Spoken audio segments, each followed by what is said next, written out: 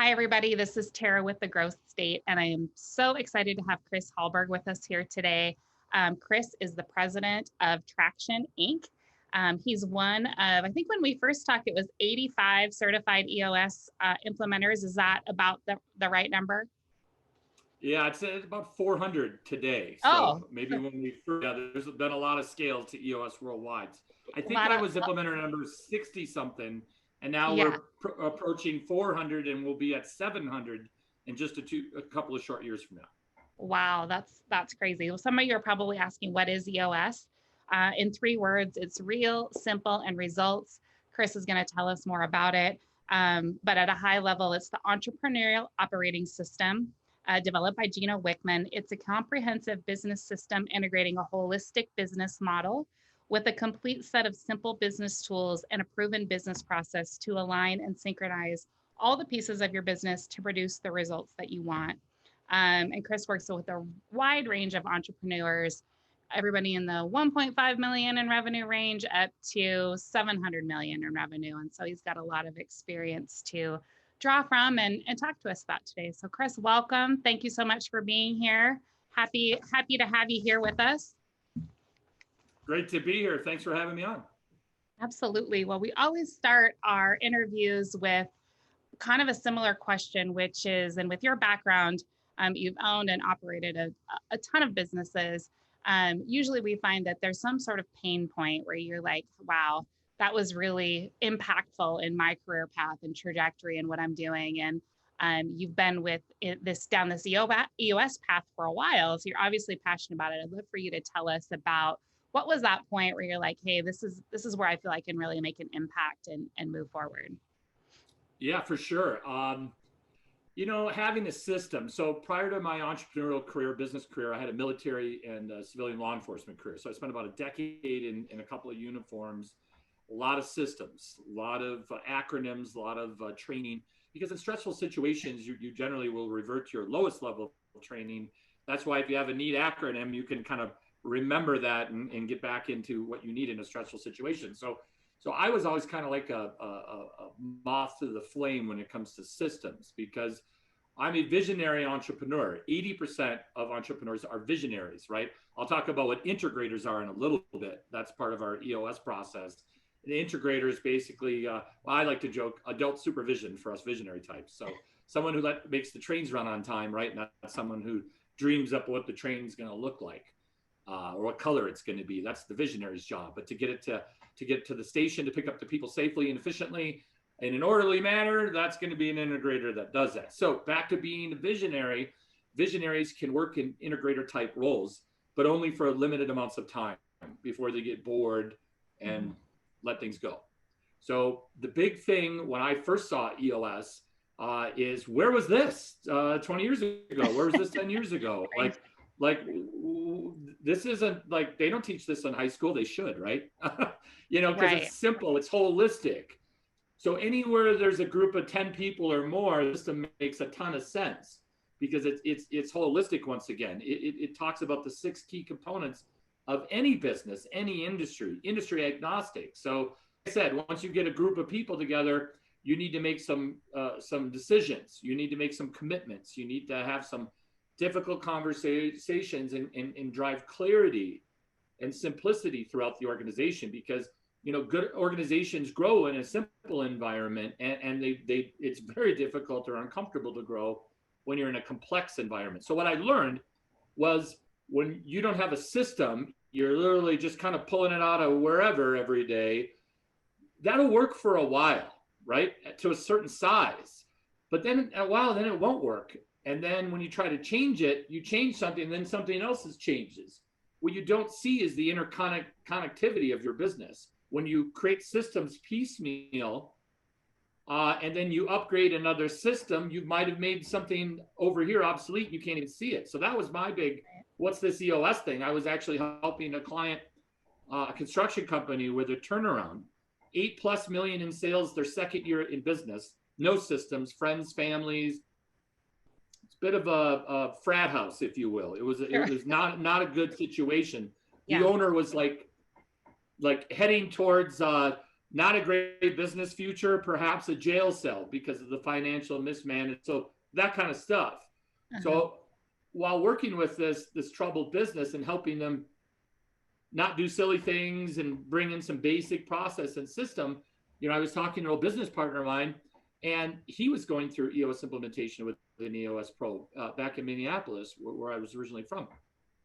And he said, listen, we're done making it up. We're just going to follow the system. I know 10 people that have done this, and it's worked great at all 10. So stop shooting from the hip and take a look at this, right? And I did, and I fell in love with the system, and the community is what's so great about EOS worldwide. Like almost 400 EOS implementers, all with some great experience, all that have gotten the training, that are out there implementing with real entrepreneurial companies. About 20 at a time, I suppose, is an average practice. But that was it for me. So being not a great executor, more of a visionary, but also being able to execute as long as I had a system to follow. And if I knew the system was going to get me there, I could follow it because it's simple and it spelled it out. So that was the big takeaway: is stop making it up every day. It's not going to serve you after a certain scale. It absolutely will serve you to a certain point.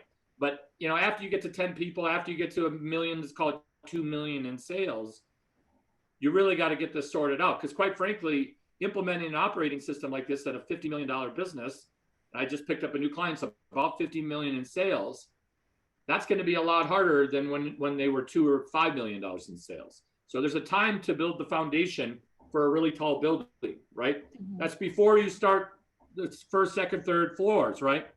So I like to say, hey, those big buildings downtown, wherever you live, if you have tall buildings in your downtown, the taller the building, the deeper the foundation. It's the same thing for a business. You gotta create the infrastructure for who you're going to be, not necessarily who you are today, and that's tough.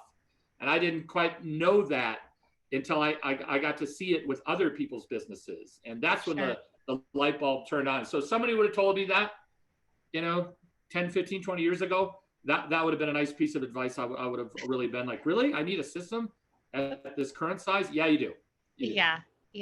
It's interesting. I was first introduced to EOS by a colleague also in Minneapolis. And he had said, he was in a business that was growing and scaling. And he kept feeling like he had to wait. He's like, I didn't have the right team. He's like, I didn't feel like I had the right team to put in the system. And, as I was talking to him about it, I kept questioning him. I'm like, well, shouldn't you put in the system and then teach them to, really embrace it and move it? He's like, I just didn't have the right team. And I still talk to him. He sold that business. He's like, I still have the book. I still want to find a team that I can do this with because it sounds really fun. But he never really felt like he had, I think what he felt was like the smart people that could help him implement the system. He was absolutely the visionary, but I think maybe he was missing that integrator. How many of the roles do you have to have on your team before you can really say, yes, let's go, let's move forward with this? Yeah, as soon as we have a 2-person leadership team, it makes sense. Usually, so the EOS sweet spot, what Gino designed it for, was entrepreneurial, privately held companies that are willing to be open, honest, be vulnerable, right? And willing to commit to a process, and take care of their people. Those are like the target market, clients for us.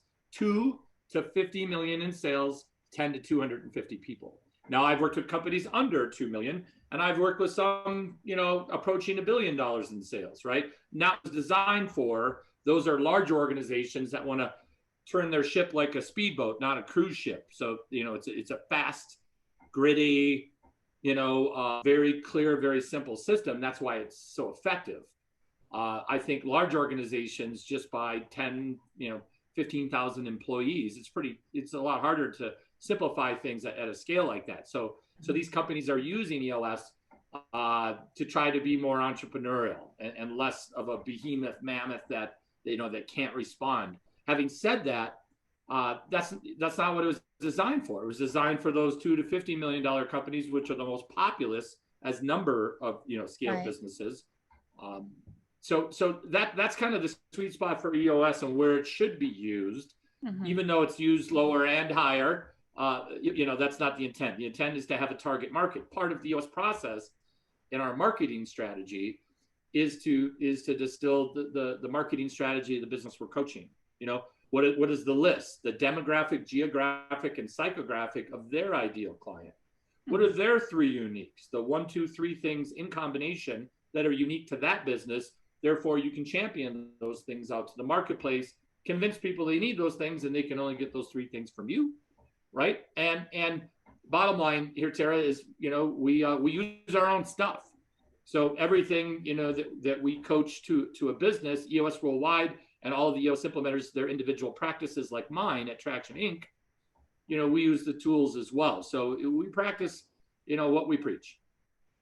Perfect. Well, I know, you know, it's one of the ideal pieces of it is it's simple, but simple doesn't always mean easy, right? There's amount of rigor and discipline that goes through that. Why don't you kind of take us through that process and, you know, what it really kind of means? And I know we can't do it all, but at a high level, you know, what does it mean to get into EOS? And what are some of those buzzwords that you hear when you start to look at EOS companies and you're like, oh, that makes sense. I remember hearing about that. Yeah, so again, simple isn't easy. Einstein famously said, if you can't explain something well to a toddler and get them to kind of really get it, you don't have a good grasp of the topic yourself, right? So being able to take a complex thing and simplify it is actually quite difficult. As humans, you get a bunch of humans together, we're more likely to make simple things complex at scale than we are to make complex things simple, right? So it's kind of one of these things where you have to go out of your way to dumb it down. I always like to tell the story at my time in the Army National Guard, and we were training on rocket launchers and a big green tube with a hood on one side. And don't you know, there's a big yellow, almost a gold arrow, points down one side, says point towards enemy. Like, why do you think there's an arrow on that? Well, somebody shot it the opposite way, maybe once or twice. We should probably, in a stressful situation, remind people, you know, what's the business end of this weapon system? So I always look back and I'm like, why the heck do they have to do that? And I kind of thought for a second, well, there's a reason, all right? You know, there's a reason why. And that really got me thinking. So when you create acronyms, right? Sergeant majors eat sugar cookies. That's the an operational order. And, you know, when you put all the acronyms together, that's the information you need to conduct a mission. So back to EOS, to really simplify it, simplify it, right? Because that's hard to do. If you're an employee that works at an EOS run company, there's 3 things you need to do. Number 1, you need to live your core values.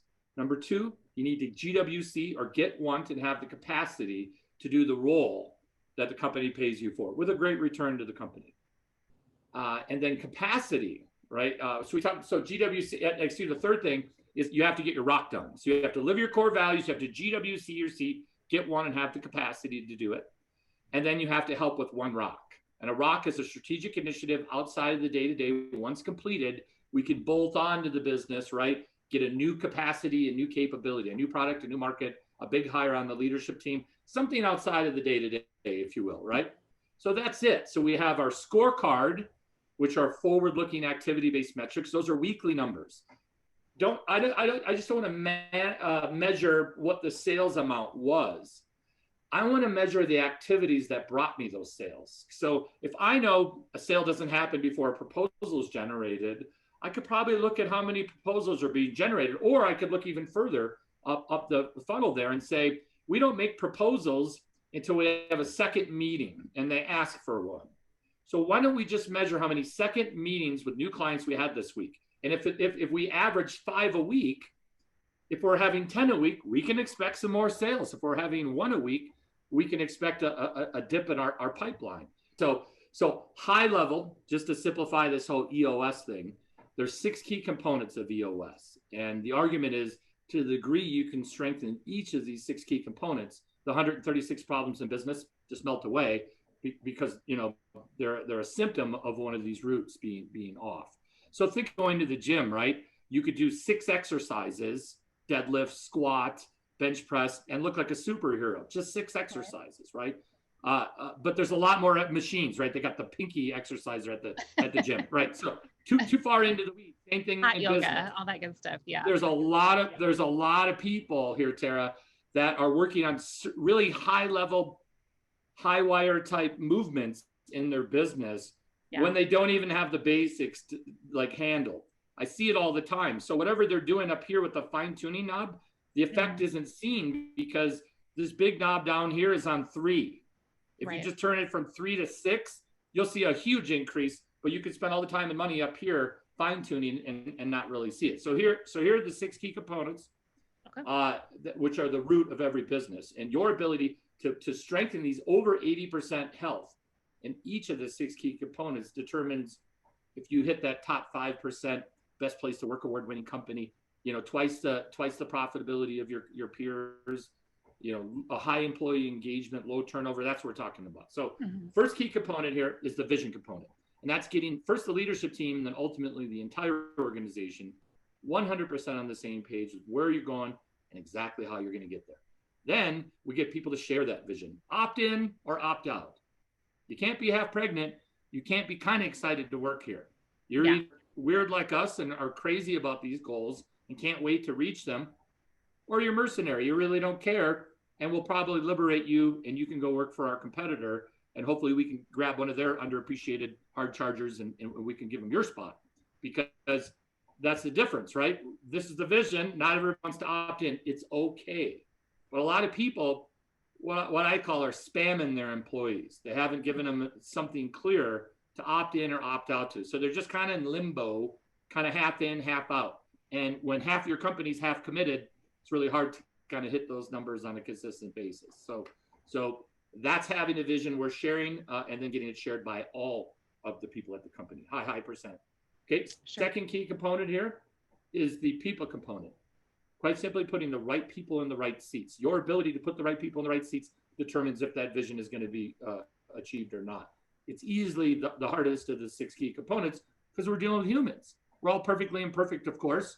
And just because someone was the right person for you or was in the right seat last quarter, it doesn't mean any guarantee that they will this quarter or next year for that matter. So that's why we have to say, hey, right people share your core values. They're just naturally your type of people. They value what you and the rest of the people at your company value. So diversity is awesome. We love diversity. I want your company to be as diverse as the markets you serve. I'm not talking about like regular diversity, what you look like, who you like, where you're from, that kind of stuff. I'm talking about value diversity, what you care about in a business setting. This is where we want you to be a little bit more exclusive. We want to be super inclusive to that part of diversity. But if someone really doesn't care about having this kind of a work ethic, if the team operates at this RPM and this human operates at this RPM, we're going to have to wait for that human, or they're going to get really tired because they're not used to running that fast. Just not a good cultural fit, right? That's okay.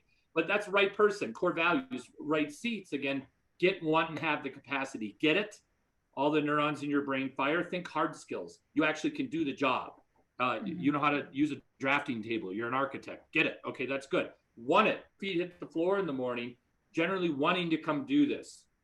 Are you here because you have 2 kids in college and a car payment? Or are you here because you generally are excited about the work, love satisfying clients and empowering others to be successful? That's what your business does, right? And then capacity, do you have enough time? If you take 10 minutes to make a 5-minute egg, you're not working at my diner, right? We got to get people in and out. Capacity, also think the soft skills.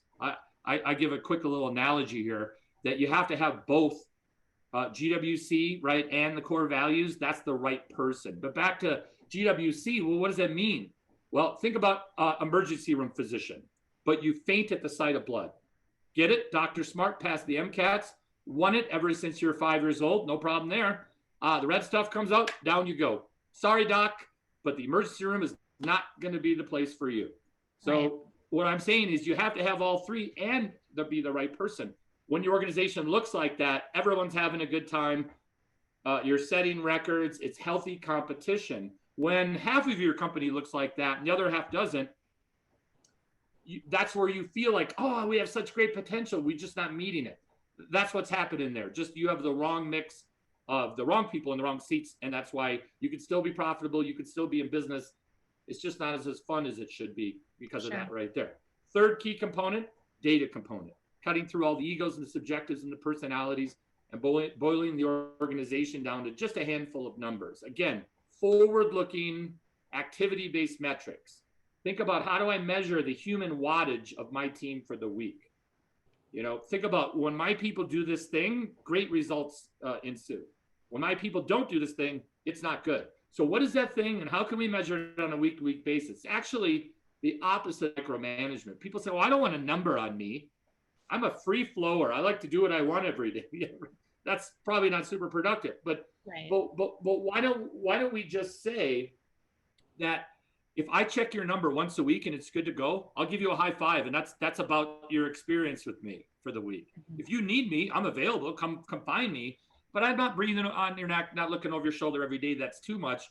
Or I'm not looking at numbers monthly, because if there's a problem, there's just way too much a gap between when I recognize the problem and when the problem started. That's not good.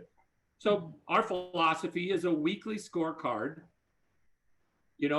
13 weeks producing a quarter's worth of work, and that quarter supports, like a 1-year plan, right? And that 1-year plan feeds a 3-year picture, and that 3-year picture feeds that 10-year target, that 5 to 30-year big, hairy, audacious goals. So back to the military, backwards planning. We need to be at this target at this time. What are we doing a half hour before that? What are we doing right before that? All the way till it's time to wake up and go do that thing. So it's kind of the same thing. Once you've completed your VTO, your Vision Traction Organizer, and we've said this is where we're going to be in 10, 3, 1 year, 90 days, then that weekly task is a little easier to figure out. So that's the idea, is having a scorecard and then giving someone a measurable. Think about your people when they go back to their homes on Friday evening, provided you work Monday through Friday. Hi, honey, how was your week? If they're like your kids, they'll say, fine. It was fine, right? But if they have a little bit more context, they'll probably say, oh, it was all right. That was a good week. Well, let's just say they owed the company 10 widgets and they gave the company 5 widgets. Wasn't really a good week at all. But the fact that they don't know that and the company doesn't know that, everybody thinks it's okay. So they think everything is fine. Meanwhile, it's not fine. Also, what happens a lot is, let's say you owed them 10 widgets and you gave them 17. How was your week? Yeah, it was pretty good. No, it wasn't. It was awesome. You crushed your numbers. You're setting records. You should go have a steak and celebrate tonight, right? Oh, by the way, that person that did 5 and they owed the company 10, they should be on Indeed.com working on their resume, right? Because eventually that 5 is going to show up somewhere and there'll be some accountability. So the whole point here is, if we're just measuring it, I want the people hitting those 17 units to feel awesome on Friday. And I want those people hitting 5 units on Friday to say, I got to do something different on Monday.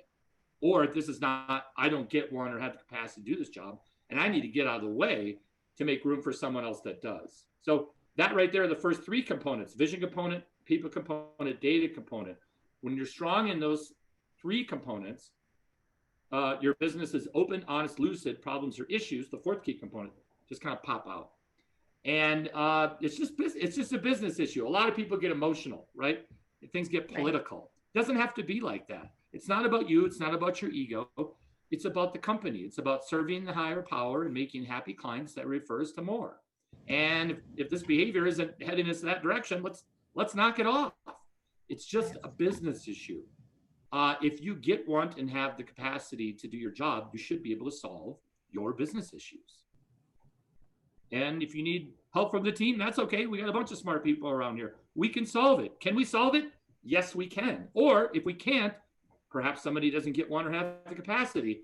Or perhaps it's a macro issue, something we can't solve. We just need to adapt or adjust to it. My point is, if you can identify them at the root, even if they're attached to a sacred cow or an 800-pound gorilla, and really speak the truth, because a lot of times us as business owners and leaders are actually the problem. But our team we don't have enough trust or team health for us to be called out on that. Because in the corporate world, you call it the boss at a meeting and say, that's not right. You're going to get transferred to the Anchorage, Alaska field office of wherever your company is, right? In an entrepreneurial company, one that runs on EOS, certainly ones that work with me, I'm like, who raised the issue? Who gets a high five? Bang, high five. Okay, who owns the issue? Look them in the eye, state the issue in 1 sentence, hit the nerve. Don't circle the airport for an hour, land the frickin' plane. What's the issue? Let's get after it. It's just a business issue. We solve issues with to-do, 7-day action items. Then we go to the 5th key component, the process component. Just think about the 20% that brings you to 80% here, Tara.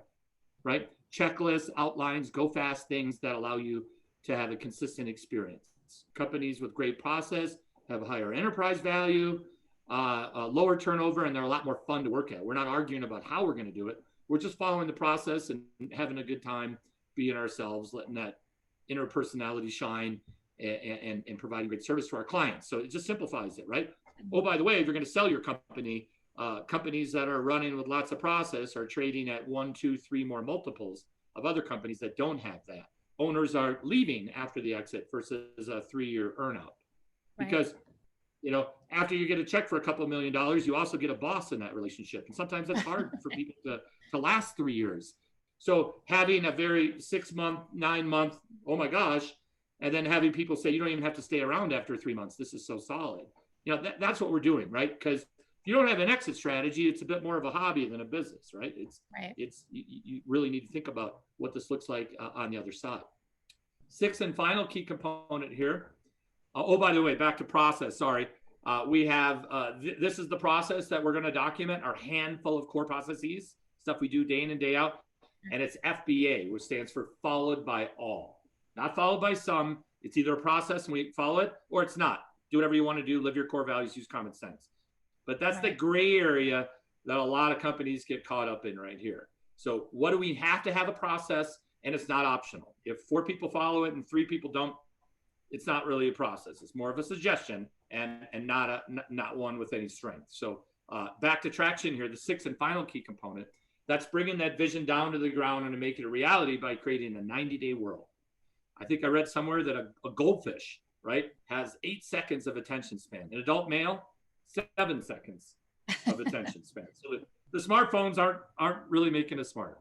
But anyways, this is about the 90-day world. So when you do the same thing year after year, every 90 days to be able to create a theme or to put an emphasis on one part of the company or certain initiatives just at the right time in service to that longer goal, it's pretty cool.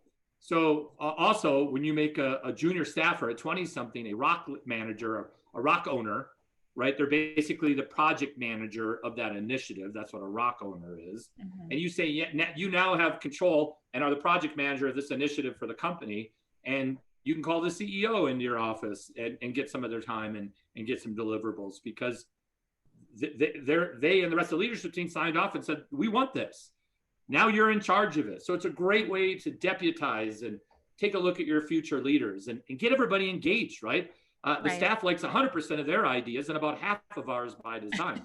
Why don't you get them engaged and find out what they do to improve at the company? They'll work gladly on any of those initiatives. Don't give them a rock. Ask them what they want for their rock. A lot of times it'll be better than your idea. If not, you'll always have your rock to give them. But I recommend we get them involved and get them thinking about their environment. And a rock is what gives us that new capacity and that new capability to compete. So if someone says, hey, Chris, I'm here and I want to be here in 3 years, that's 12 quarters. That's 12 sets of rocks. And it seems so hard to do. But when you bite it up in 12, elephant bite-sized chunks, they go right down every quarter. And it's amazing. But that's why you have to have that backwards planning. You have to have the longer term goals be clear before you can create the quarters to actually execute those, with accuracy. So those are the 6 key components of EOS. The average company, even if they're profitable, comes in at about 30% health on our organizationalcheckup.com or my website, tractioninc.com, and you can take it for yourself. And our job as EOS implementers, either professional or certified, are to take you to over 80% strong in all 6 at the same time, teach you all 20 tools in the EOS toolbox. It's usually about a 2-year journey, meeting quarterly, coaching between. That's kind of what the engagement looks like. But EOS is a train-the-trainer program. So I work with the leadership team. And the whole premise is an EOS implementer is supposed to be like a 7/8 degree black belt in EOS. Really, really good at EOS. Done it for many years with many companies. Then they work with a company, EOS white belts. My job in 2 years is to color them up to an EOS black belt with a stripe or 2 on it of their own. And then their job is to take EOS white belts and then color them up to EOS black belts. So if you're familiar with martial arts and how the belt system works, that's the idea of the sustainability of an art. And I think EOS is kind of a business martial art, if you will. If your company Sure. has it and your competitors don't, you could break some more bricks than they can. Essentially, is what I found. So that's kind of the premise. And then after the 2 years, your EOS implementer pretty much runs out of stuff to teach you, and then you don't need them anymore. And then you refer them to a friendly company, so your friend's company can get EOS, and your EOS implementer, has another engagement. It's kind of the circle of life and how it works. Sure. But the neat thing is once you've gotten your company over 80%, your job is just to maintain that. And then once it's there, it's there for as long as you maintain it. And that's really awesome to help people be independent versus dependent on consultants, which we're not. Sure. And so this is a great framework for those that are going through scale. What it may not be great for is somebody who's looking for an exit in the next 6 to 12 months. They're really not going to probably have the time to invest and get through the cycles. Is that a fair statement? Well, I mean, at the end of the day, the best time to plant a tree was like, what, 20 years ago? Next Right. best time would be today, right? EOS takes 2 years to fully implement, sometimes longer, sometimes a little shorter. So if someone is going to prep their company for exit, that usually takes 18 months to 24 months to maximize an exit. So I have worked with several entrepreneurs that said, I'm ready to go. I understand this takes 2 years and I'm not in any hurry. I want to do EOS because I want to get a maximum valuation. I do not want to be in an earnout situation for multiple years. So I'm willing to invest in 2 years so I can get the higher multiple and have the exit I want versus the exit someone else wants for me. Secondly, sure. I would say a good 20-25% bump from 30 to 50 on our scale happens in the first 6 months.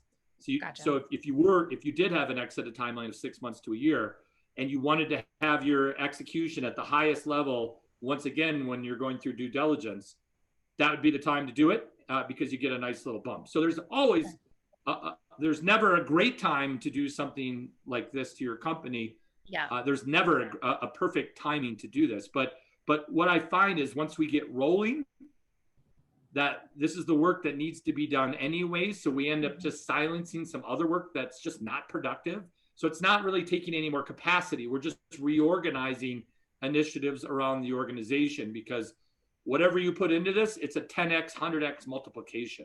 So it's an investment in your future business, your people. And most smart entrepreneurs, anytime you can invest in your company, your infrastructure, your organizational design, your culture, your people, it's the best money you can spend.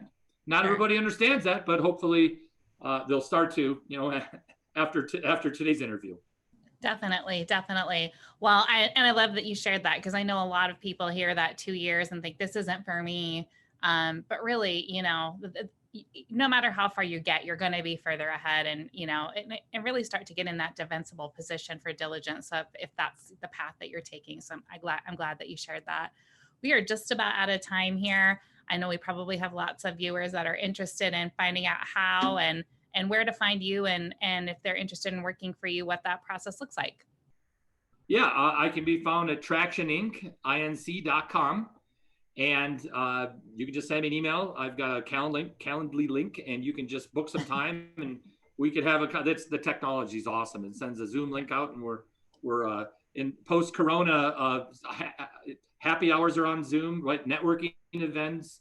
Heck, we've had a couple of EOS. We had an EOS conference that was virtual, and certainly our quarterly meetings. So tractioninc.com, and if you're interested, I can also make introductions to other implementers around the country or around the world, make a personal introduction to you. So if I work virtually and in Denver, Colorado, but if you want someone to come to you, I can also be more than happy to make an introduction to a certified or professional implementer in your area.